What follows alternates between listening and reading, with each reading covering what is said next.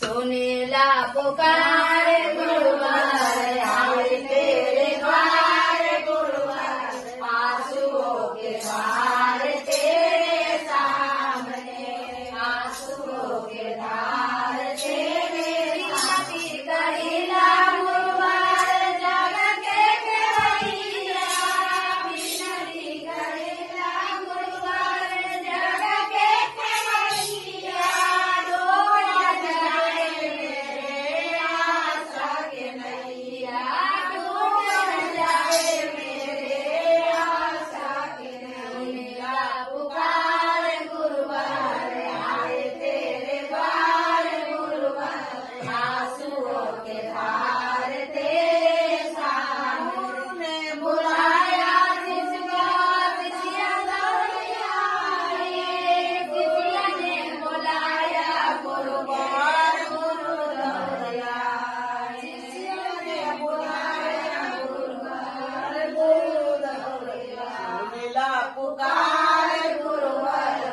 आए तेरे द्वार गुरुवार आंसुओं के धार तेरे सामने दादा भवानी दाई माता पिता मेरी जन्म दिए थे गुरु दिए हैं ज्ञान माता पिता मेरे जन्म दिए थे गुरु दिए हैं ज्ञान सरस्वती ने सर दिए हैं चारों के परनाम सदा भवानी दाहिनी सन्मुख गणे पांच जीवन में रक्षा करिए ब्रह्मा विष्णु महेश बोलो सियावर रामचंद्र की जय पवन पुत्र हनुमान की जय शिव गुरु साता के बढ़िया बना के रखिया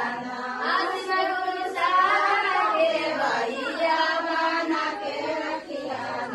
अपना तेरा चुल के काला माँ बना के रखिया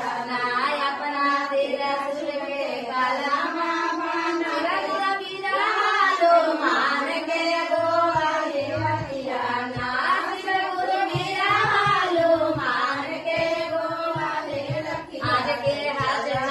जाके हाजरी बना के चर्चा कराने वाली के हाजरी बना के रखिया समाने वाले के हाजरी बना के रखिया पिंटू भैया के हाजरी बना के पावन भैया के हाजरी बना के